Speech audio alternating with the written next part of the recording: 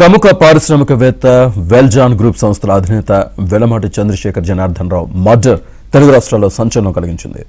ఆస్తి తగాదాలతో తన మనవడు కీర్తితేజ చేతిలోనే ఆయన దారుణ హత్యకు గురయ్యారు. డైరెక్టర్ పోస్ట్ ఇవ్వకపోవడమే కాకుండా మిగతా మనవలను చూసినట్లుగా తనను చూడలేదనే కసితో కీర్తితేజ తన తాతయ్యను హత్య చేసినట్లు పోలీసులు వెల్లడించారు.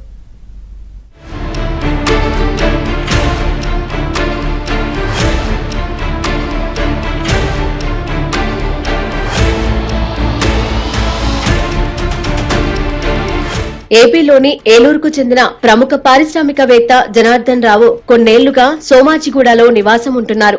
ఇటీవలే తన పెద్ద కుమార్తె కుమారుడైన శ్రీకృష్ణను వెల్జాన్ కంపెనీకి డైరెక్టర్ గా నియమించారు. మరో కుమార్తె సరోజినీదేవి కుమారుడైన కిలారు కీర్తితేజ పేరు మీద 4 కోట్ల రూపాయల షేర్లను బదిలీ చేశారు. ఈ క్రమంలో కొన్ని రోజులుగా ఆస్తుల కోసం గొడవలు జరుగుతున్నాయి. ఈ క్రమంలో సరోజినీదేవి తన కుమారుడైన కీర్తితేజతో కలిసి తండ్రి ఇంటికి వెళ్లారు. ఆస్తి పంపకాల విషయంలో తాతతో కీర్తితేజ వాగ్వాదానికి దిగాడు.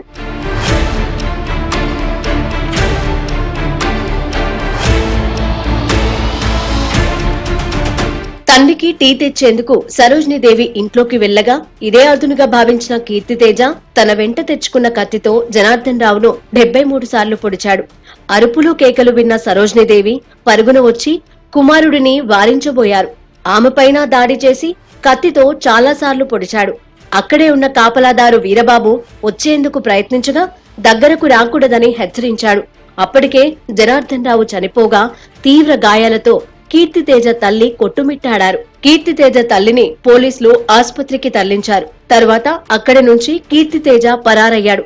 కేసు నమోదు చేసి దర్యాప్తు చేసిన పోలీసులు నిందితుడిని అరెస్టు చేసి రిమాండ్కు తరలించారు. డైల్ 100 కంప్లైంట్ వచ్చింది పంజగుట్ట పోలీస్ స్టేషన్ పెట్రోలింగ్లో ఉన్నటువంటి కానిస్టేబుల్స్కి. ఆ కంప్లైంట్ మీద వెంటనే సిబ్బంది అక్కడికి వెళ్ళి, అంటే ఇక్కడ బేగంపేటలో ఈ భీమా జ్యువెలర్స్ బ్యాక్ సైడ్ ఒక కత్తిపోట్ల సంఘటన జరిగింది అని చెప్పి దాని యొక్క సారాంశం. దాని మీద అక్కడికి వెళ్ళి పరిశీలిస్తే ఈ జనార్దన్ రావు గారు రక్తపు మడుగులు వాళ్ళ ఇంట్లో పడిపోయి ఉన్నారు. తర్వాత ఆ ఇంట్లో వాళ్ళని విచారిస్తే ఇతను వాళ్ళ కీర్తితేజ అని అతను వాళ్ళ తాతగారిని హత్య చేసినట్లు వెలుగులోకి వచ్చింది. దీనికి కారణం ఏంటి అని చెప్పంటే, ఇప్పుడు ఈ ఎవరైతే మృతులు చనిపోయిన ఉన్నారు వ్యక్తి, వాళ్ళ యొక్క కొడుకు ఇచ్చిన కంప్లైంట్లో మాత్రం అతను ప్రాపర్టీ డిస్ప్యూట్స్ కూడా ఉన్నాయని ఒక కారణం చూపించారు.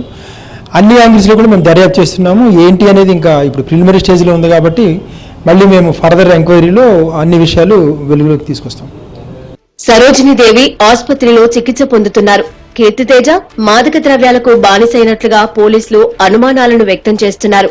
జనార్దన్ రావు ఏలూరు ప్రభుత్వ ఆసుపత్రికి 40 కోట్లు, తిరుమల తిరుపతి దేవస్థానానికి 40 కోట్ల రూపాయలు విరాళాలు ఇచ్చారు. ఏపీ, తెలంగాణ రాష్ట్రాలలోని పలు స్వచ్ఛంద సంస్థలకు కూడా ఆయన విరాళాలు అందజేశారు.